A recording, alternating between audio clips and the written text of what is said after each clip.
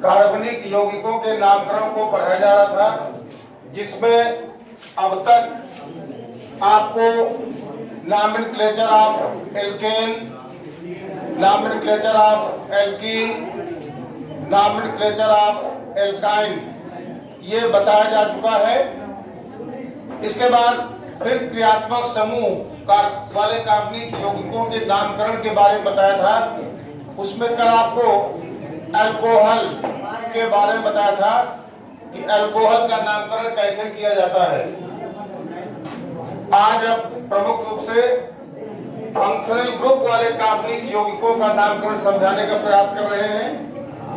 क्रियात्मक समूह वाले कार्बनिक यौगिकों का नामकरण कैसे करते हैं, आज कोशिश करेंगे कि बहुत सारे क्रियात्मक समूह बताए जा सके और उसके बाद फिर मिक्स करके आपको नामकरण करने वाले नियम बताएंगे। बहुत सारे नियम जो आईयूपीएसी नामकरण से संबंधित हैं उनको एल्केन, एल्कीन, एल्काइन पढ़ाते समय ही बताया जा चुका है। नियम को याद करने की जरूरत नहीं है, नियम को अप्लाई करिए, अपने आप दिमाग में बैठ जाएगा कि किसी भी कार्बनिक यौगिक का चाहे इतनी लंबी श्रृंखला हो उसका नामकरण कैसे करेंगे, बशर्ते आपको प्रीफिक्स और सफिक्स ध्यान रहने चाहिए। कल आपको अल्कोहल का नामकरण समझाया था। अल्कोहल के नामकरण में आपको बताया था कि अल्कोहल का क्रियात्मक समूह OH होता है और इसका सफिक्स आल जोड़कर किया जाता है। आज इसी कड़ी में कुछ अन्य महत्वपूर्ण क्रियात्मक समूह और उनके क्रियात्मक समूह वाले कार्बनिक यौगिक और उनके नामकरण के बारे में समझना है। दूसरा जो महत्वपूर्ण क्रियात्मक समूह ले रहे हैं वो हम ले रहे हैं कार्बोक्सिलिक एसिड ग्रुप का नामकरण। कार्बोक्सिलिक एसिड वाले क्रियात्मक समूह हैं या यौगिक हैं, उनका नामकरण कैसे करेंगे। हमने बताया था कि आईयूपीएसी नामकरण में सबसे महत्वपूर्ण चीज है कि क्रियात्मक समूह को पहचानना और क्रियात्मक समूह को पहचान करके उसके सफिक्स को ध्यान रखना। यदि आप क्रियात्मक समूह सही पहचान लेते हैं और उसके अनुलग्न यानी सफिक्स को सही से जान रहे हैं तो नामकरण करने में कोई दिक्कत, कोई कठिनाई नहीं होगी। क्रियात्मक समूह कार्बोक्सिलिक एसिड होता है COOH, इसको COOH नहीं पढ़ना चाहिए, COOH ही पढ़ना चाहिए। COOH जब जुड़ा होगा तब इसका नामकरण कैसे कर सकते हैं। COOH इस तरह लिखा जाता है, लेकिन इसको इस तरह से भी लिखा हो तो ध्यान देना है कि ये COOH समूह है। जल्दबाजी में OH देख लेते हैं लगता है अल्कोहल है, या CO देख लेते हैं लगता है कीटोन, आगे भी आपको कीटोन बताएंगे। इस बात को विशेष ध्यान देना है कि जो क्रियात्मक समूह है उसको पूरा देखिए ध्यान से। COOH ऐसे लिखा होगा, C से डबल बॉन्ड O होगा और सिंगल बॉन्ड से OH जुड़ा होगा, यह कार्बोक्सिलिक एसिड समूह होता है। और इसके नामकरण के लिए जो सफिक्स इस्तेमाल होता है, प्रयोग होता है, वह होता है ओइक एसिड। ओइक ही नहीं, ओइक एसिड पूरा लिखना है। कुछ बच्चे इसको खाली ओइक लिख देते हैं, oic acid, OIC, oic acid इसका सफिक्स होता है। इस श्रेणी का सबसे पहला सदस्य आता है HCOOH, HCOOH। ये वैसे तो फार्मिक एसिड होता है, यह है फार्मिक एसिड।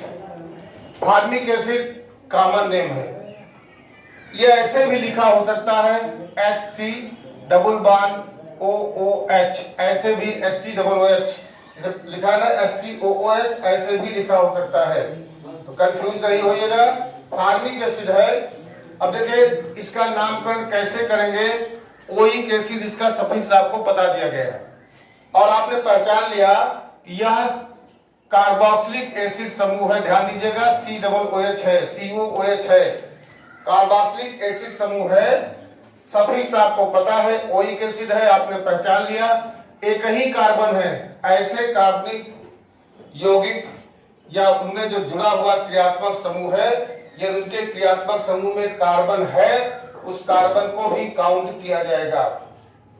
यहाँ पर एक ही कार्बन है, एक कार्बन के लिए प्रीफिक्स आप लिखते हैं मेथेन, और मेथेन में ओइक एसिड जोड़ो तो क्या हो जाएगा, मेथेनोइक एसिड।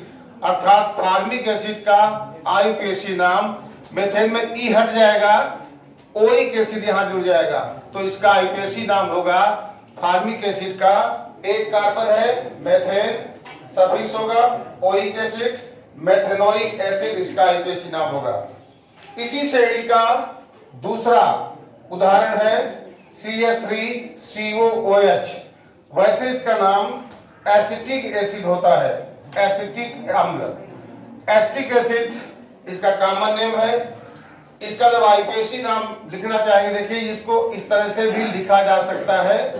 एक कार्बन है, इसके साथ 3 हाइड्रोजन है, तीनों हाइड्रोजन को हमने लगा दिया। उसके बाद COOH है, C डबल बॉन्ड OOH। अब यहाँ पर 2 कार्बन है, CH3COOH को हम इस तरह से लिख सकते हैं। इसमें 2 कार्बन है, और जब किसी कार्बनिक श्रृंखला में कोई प्रमुख क्रियात्मक समूह जुड़ा होता है तो नंबरिंग करने के लिए क्रियात्मक समूह को प्रेफर करते हैं। वरीयता क्रियात्मक समूह को देंगे। इधर से है तो 1 कार्बन है, 2 कार्बन है, 2 कार्बन है, 2 कार्बन के लिए जैसे 1 के लिए मेथेन था, 2 के लिए एथेन होगा, एथेन में ओइक एसिड जोड़ दो, एथेनोइक एसिड। अर्थात एसिटिक एसिड का आईयूपीएसी नाम एथेनोइक एसिड होगा। 1 नंबर से है तो आप 1 लिख सकते हैं, हमने बताया था 1 लिखना जरूरी नहीं है। तो एसिटिक एसिड का आईयूपीएसी नाम एथेनोइक एसिड होगा। ये दूसरा हो गया। तीसरा देखिए, ऐसे लिखा हो HOOC, COOH ही है, COOH ही पढ़ा जाएगा, CH2 और फिर CH2 से COOH फिर जुड़ा हुआ है। अब यहाँ पर इस कार्बनिक यौगिक का नाम क्या होगा? आपने कार्बनिक यौगिक के स्ट्रक्चर को देखकर पहचान लिया कि ये कार्बोक्सिलिक एसिड समूह है, 2 बार जुड़ा हुआ है। कभी कभी कंफ्यूज करने के लिए इसको इस तरह से लिख दिया जाता है, ध्यान दीजिएगा। 2 कार्बन है और यहाँ पर COOH है, ऐसे लिखा हो सकता है, यहाँ पर ऐसे लिख जाए तो भी COOH और यहाँ पर CH2COH है, नहीं ऐसे नहीं होगा, CH2 2 बार है। यहाँ पर CH2 ये हो गया, फिर CH2 ये हो गया और फिर COOH, देखिए वही हो गया CH2COH। अब हम यहाँ पर नंबरिंग चाहे इधर से करें चाहे उधर से, दोनों तरफ से बराबर दूरी पर COH है, लेकिन इस COOH में कार्बन है, इसका नंबर भी काउंट होगा। इसमें गलती क्या करते हैं, इस कार्बन को छोड़ देते हैं, 1 2 डाल देते हैं, इसका कार्बन भी काउंट किया जाएगा। 1 2 3 4, there are 4 carbon atoms, 4 carbon है।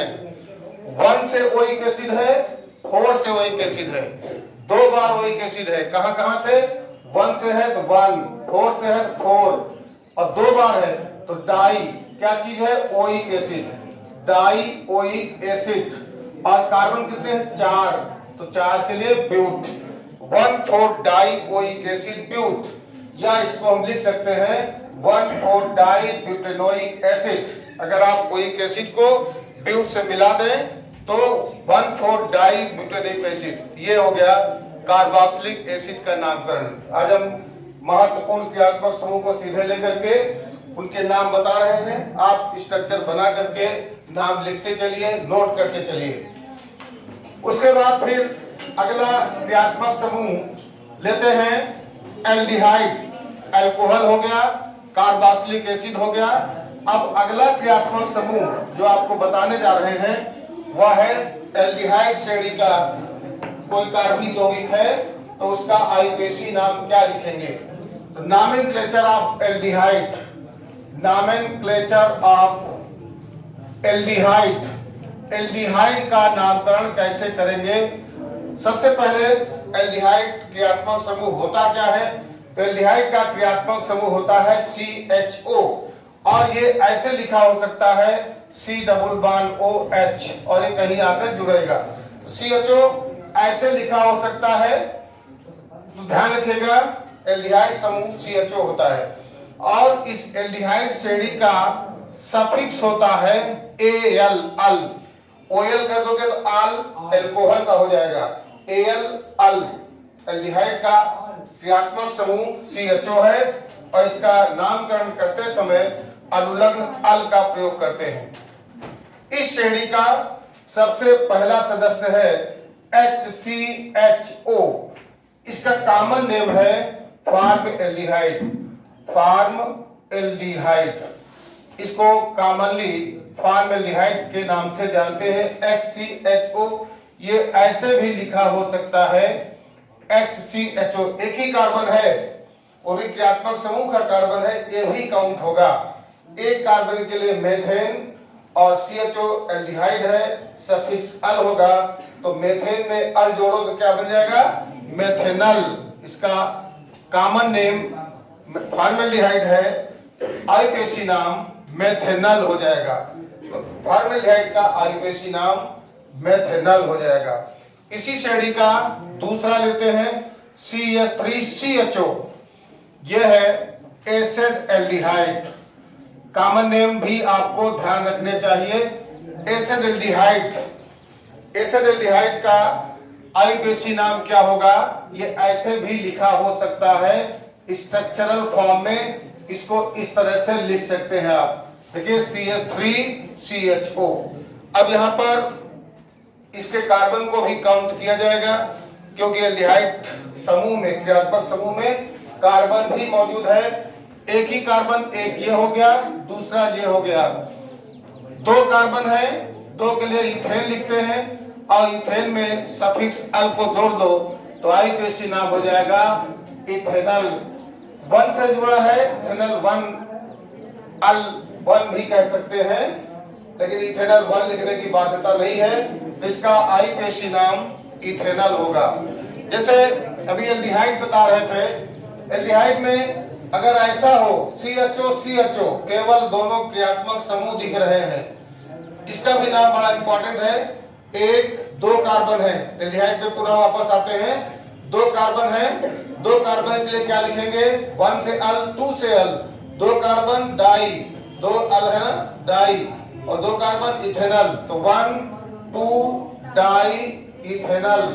इसका आईयूपीएसी नाम होगा 1,2 डाई अल इथेन या 1,2 डाई इथेनल। 1 से अल, 2 से अल, दो बार अल, 1,2 डाई अल, दो कार्बन इथेन, तो 1,2 डाई अल इथेन या 1,2 डाई इथेनल। इस सबके आप नोट करते जाइए, खाली सुनिए ना, देखिए, इनको कॉपी में नोट करके प्रैक्टिस करते रहिए। अभी हम कई सारे जब पढ़ा देंगे तो फिर मिक्स्ड लिखेंगे, एक ही श्रृंखला में कई क्रियात्मक समूह होंगे, तब आप नामकरण कैसे करेंगे, पहले आप पर्टिकुलर उस कार्बनिक समूह के नामकरण को समझ ले तब। तो एल्डिहाइड का नामकरण, फॉर्मएल्डिहाइड का आपने देख लिया, एसिड एल्डिहाइड का देख लिया, CHO का देख लिया। इस तरह से हम एल्डिहाइड समूह, क्रियात्मक समूह CHO होता है, इसके नामकरण में सफिक्स अल को प्रयोग करते हैं और उसी आधार पर नामकरण कर सकते हैं। नामकरण के बहुत सारे नियम आप पहले भी जान चुके हैं, अब केवल क्रियात्मक समूह बदलता जाएगा, उसका सफिक्स बदलता जाएगा। नामकरण की प्रोसेस, विधि और नियम ठीक उसी प्रकार से होंगे जैसे एल्केन, एल्कीन, एल्काइन, एल्कोहल, इनमें आपने पढ़ा है। ये हुआ एल्डिहाइड का नामकरण, समझ गए। अगला है नॉमेनक्लेचर ऑफ कीटोन। कीटोन का नामकरण कैसे करेंगे, अब एल्डिहाइड के बजाय हम कीटोन को लेते हैं। Nomenclature of ketones.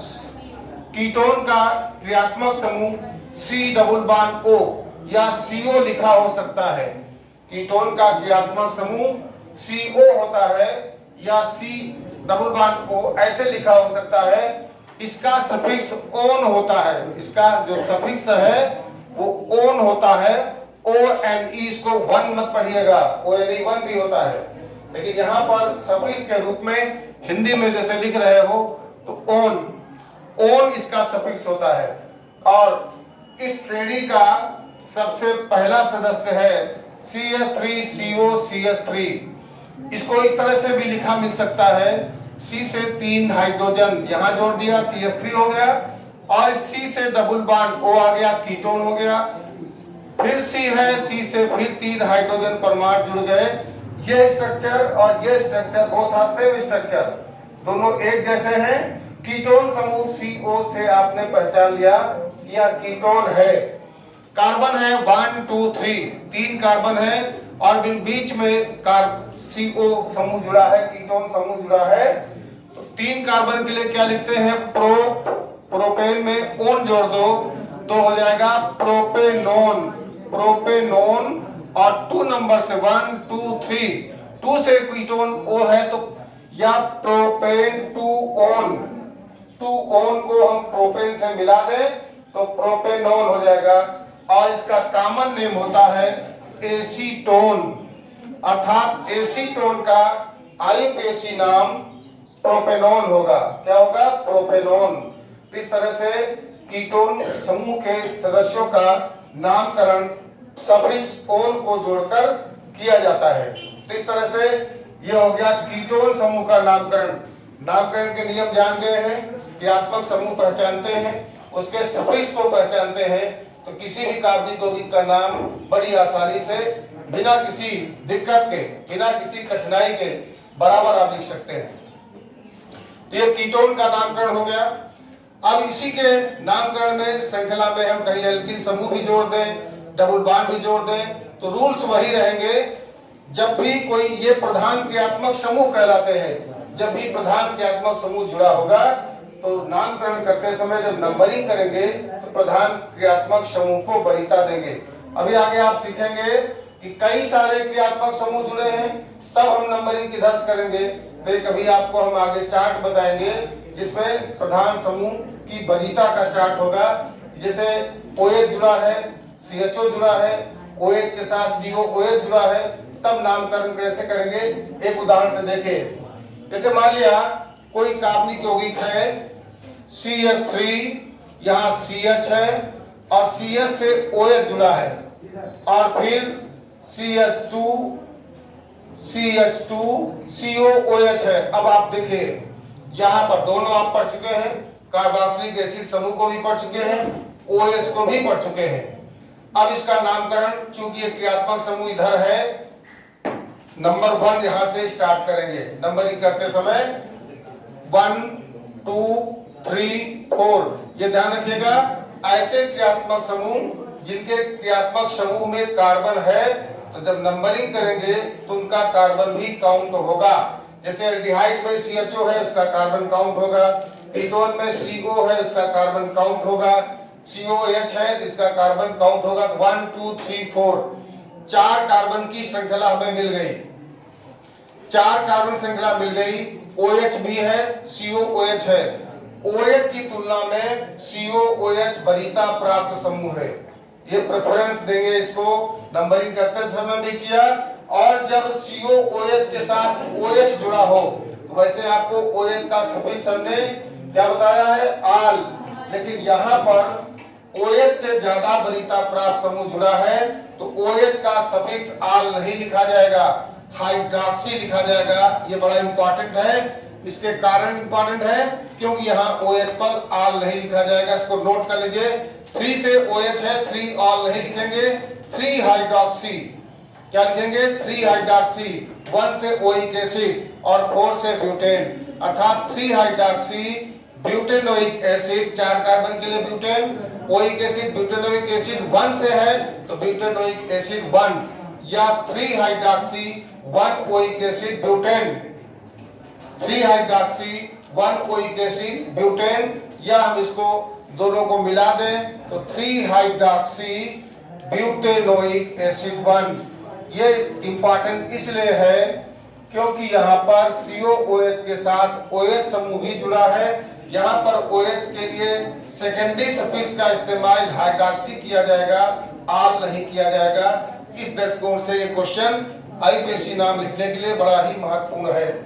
तो आपने सीखा एल्कोहल का, एल्डिहाइड का, कार्बोक्सिलिक एसिड का और कीटोन का नामकरण कैसे हम आईयूपीएसी में करते हैं। उसके बाद अगला क्रियात्मक समूह आगे की तरफ बढ़ते हैं। अगला क्रियात्मक समूह हम लेते हैं एनहाइड्राइड, जो आपके सिलेबस में है, उन्हीं को हम केवल पढ़ा रहे हैं। अगला है क्रियात्मक समूह anhydride, acid anhydride, acid anhydride का आईपीएसी नामकरण कैसे करेंगे? तो सबसे पहले यह जानना जरूरी है कि एसिड एनहाइड्राइड होते क्या है। एनहाइड्राइड का मतलब होता है, एसिड एनहाइड्राइड का मतलब होता है किसी अम्ल से उससे जल के अणु को निकाल दिया जाए। जब जल का अणु निकाल दिया जाता है उसे बोलते हैं एनहाइड्राइड। जैसे देखिए एसिटिक एसिड हम लिख रहे हैं CH3COOH, एक एसिटिक एसिड का अणु हो गया। फिर हम लिखते हैं CH3COOH, देखिए एक CH3COOH ये है, एक CH3COOH ये है। इन दोनों अणुओं में से एक जल का अणु निकाल दें, जल का अणु निकालने पर एनहाइड्राइड बन जाता है। जब जल का अणु निकाल देंगे, वाटर मॉलिक्यूल रिमूव हो जाएगा, तो क्या हो जाएगा CH3CO। देखिए CH3CO यहाँ है, CH3CO यहाँ है, यहाँ इतना देखिए एक O एक्स्ट्रा है, तो CH3CO 2 बार है, तो CH3CO का होल ट्वाइस, और एक O एक्स्ट्रा है ना यहाँ पर, तो CH3CO का whole twice O plus H2O। जो ये बना ये है एसिड एनहाइड्राइड, और वैसे इसका नाम है एसिटिक एनहाइड्राइड। एसिटिक एसिड से वाटर मॉलिक्यूल निकाल दिया गया, एक एसिटिक एसिड का अणु ये है, एसिटिक एसिड का एक मॉलिक्यूल ये है और एक मॉलिक्यूल ये है, दोनों से एक वाटर मॉलिक्यूल को रिमूव कर दिया गया, तो जो शेष बचा वो है एसिटिक एनहाइड्राइड, एसिटिक एनहाइड्राइड। इसका नामकरण कैसे करेंगे और इसके फंक्शनल ग्रुप को कैसे पहचानेंगे? तो आपको हमने बताया है CH3 लिखा हो या C2H5 लिखा हो, इसे हम R से डिनोट करते हैं, इसे हम R लिख देते हैं, लेकिन मूलक लिख देते हैं, इसलिए इसको हम लिख सकते हैं RCO का होल ट्वाइस O। इसका फंक्शनल ग्रुप क्या हुआ? RCO का होल ट्वाइस O। और इसका जो सफिक्स है, ध्यान रखिएगा, एसिड एनहाइड्राइड का अपनी यौगिकों का जो सफिक्स होता है वह होता है ओइक एनहाइड्राइड। याद रखिएगा, जैसे कार्बोक्सिलिक एसिड का ओइक एसिड था, वैसे इसका सफिक्स होगा ओइक एनहाइड्राइड। अब जैसे इसी का नाम हम पूछ दें CH3CO होल ट्वाइस O का आईपीएसी में नाम क्या होगा? यहाँ पर एक कार्बन, दो carbon, there are 2 carbon atoms, 2 carbon है, 2 के लिए लिखते हैं एथेन और अनुलग्न सफिक्स जोड़ेंगे ओइक एनहाइड्राइड, तो क्या हो जाएगा? इसका आईपीएसी नाम इसी का जिसका हमने लिख रखा है CH3CO का होल ट्वाइस O का आईपीएसी नाम क्या होगा? 2 कार्बन है, 2 के लिए एथेन और ओइक एसिड एथेनोइक, और यहाँ पर एनहाइड्राइड सब जोड़ देंगे तो एथेनोइक एनहाइड्राइड, इसका आईपीएसी नाम होगा ethanoic anhydride. Very important, ethanoic anhydride, acetic anhydride का आईपीएसी नाम होगा एथेनोइक एनहाइड्राइड। 2 कार्बन है, 2 के लिए इथेन और सफिक्स जोड़ते हैं ओइक एनहाइड्राइड, इसलिए एथेन में ओइक एनहाइड्राइड जोड़ोगे एथेनोइक एनहाइड्राइड बन जाएगा। इस तरह से इसका आईपीएसी नाम लिखा जा सकता है।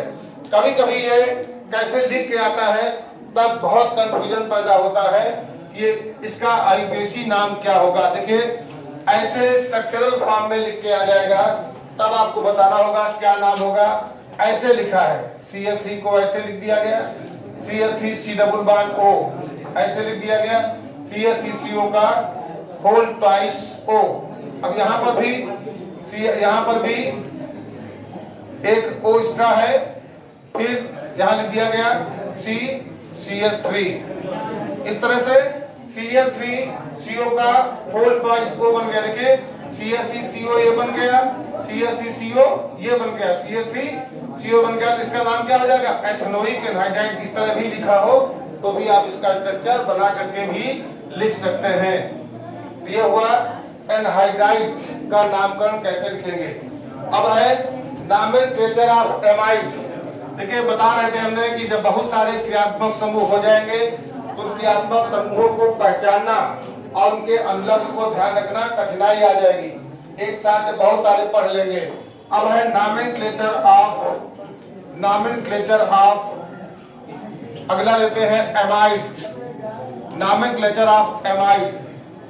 एमाइड का फंक्शनल ग्रुप होता है CONH2। क्या होता है? CONH2। और ये ऐसे भी लिखा जा सकता है CONH2। ध्यान रखिएगा, ऐसा लगता है NH2 अमीन समूह होता है, अमीन भी जुड़ा है, कीटोन भी जुड़ा है। तो यहाँ कंफ्यूज नहीं होना है, पूरे क्रियात्मक समूह को ध्यान से देखिए। यदि पूरा CONH2 लिखा है, इट मींस ये एमाइड फंक्शनल ग्रुप है। और एमाइड का जो सफिक्स है एमाइड ही होता है, एमाइड का सफिक्स भी एमाइड होता है। जैसे इस श्रेणी का पहला कार्बनिक यौगिक है HCONH2, HCONH2। इसका कॉमन नेम है फार्म एमाइड, फार्म एमाइड। इसका कॉमन नेम है फार्म एमाइड। एक ही कार्बन है, एक के लिए मेथेन लिखेंगे, मेथेन में एमाइड जोड़ेंगे, क्या बन जाएगा? फार्मेमाइड, फार्मामाइड। फार्म में एथेनामाइड, सॉरी मेथेनामाइड। क्या हो जाएगा? मेथेनामाइड। एक कार्बन है, मेथेन में एमाइड जोड़ोगे तो मेथेनामाइड बन जाएगा। अर्थात फार्मेमाइड का आईपीएसी नाम क्या हो जाएगा? मेथेनामाइड। इसी प्रकार से इसी श्रेणी का दूसरा कंपाउंड है, इसका नाम है एसिटामाइड। इसका नाम है एसिटामाइड। एस्टामाइड में दो कार्बन है, दो कार्बन के लिए लिखते हैं इथेन, और इथेन में एमाइड जोड़ोगे तो इस एस्टामाइड का आईपीएसी नाम क्या हो जाएगा? इथेनामाइड। क्या हो जाएगा? Ethanamide, ethanamide. इस तरह से हम एमाइड का नामकरण बड़ी आसानी से कर सकते हैं, एमाइड का नामकरण बड़ी आसानी से कर सकते हैं। अगला बहुत इंपॉर्टेंट है, जैसे हमने लिखा NH2CONH2। ध्यान रखिएगा, ये बहुत इंपॉर्टेंट है। और इसके बारे में सबसे पहले दिन हमने बताया था NH2CONH2 यूरिया है, और यूरिया को सबसे पहले प्रयोगशाला में अमोनियम साइनेट को गर्म करके बनाया था। अब यहाँ पर यूरिया, कंफ्यूजन नहीं होना चाहिए, CO मींस कीटोन नहीं, यहाँ पूरा ध्यान रखिए CONH2 है। जैसे इसको हम स्ट्रक्चर बुक में लिख दें तो इस तरह से CONH2 समूह जुड़ा है। अब NH2 का अमीन होता है, अमीन। NH2 को अमीन बोलते हैं, अमीन का सफिक्स अमीनो होता है, और CONH2 का एमाइड होता है। तो अब NH2 मींस अमीनो और CONH2 मींस एमाइड, एमाइड का एमाइड होता है। तो एक ही कार्बन है, तो इसका आईपीएसी नाम यूरिया का बहुत इंपॉर्टेंट है। यूरिया का आईपीएसी नाम क्या होगा? तो अमीनो, अमीन का सफिक्स अमीनो। ये अमीनो समूह जुड़ा है, ये एमाइड समूह जुड़ा है। अमीनो एक ही कार्बन है, मेथेन, और मेथेन में अमाइड जोड़ो तो अमीनो मेथेनामाइड। अर्थात यूरिया का आईपीएसी नेम अमीनो मेथेनामाइड है। इस तरह से आज की इस क्लास में आपने एल्केन, एल्कीन, एल्काइन, एल्कोहल के बाद बहुत सारे अन्य क्रियात्मक समूहों के नामकरण के बारे में जाना। कौन कौन से क्रियात्मक समूह के बारे में सीखा? कार्बोक्सिलिक एसिड, कार्बनिक यौगिकों का नामकरण, अल्कोहल का नामकरण, एल्डिहाइड का नामकरण, कीटोन का नामकरण, एसिड एनहाइड्राइड का नामकरण। इस तरह से अभी आपको ईथर पढ़ना है, एस्टर पढ़ना है, और CN नाइट्राइल पढ़ना है। बचे हुए क्रियात्मक समूह अगली क्लास में समाप्त हो जाएंगे। उसके बाद फिर हम ऐसे कार्बनिक यौगिक लिखेंगे प्रैक्टिस के लिए जिनमें कई सारे क्रियात्मक समूह जुड़े हों, तब उनका नामकरण कैसे किया जाएगा। तो आज के लिए इतना पर्याप्त है। शेष अगली क्लास में बचे हुए क्रियात्मक समूहों के नामकरण के बारे में समझाएंगे। ठीक है ना? इसको आप घर में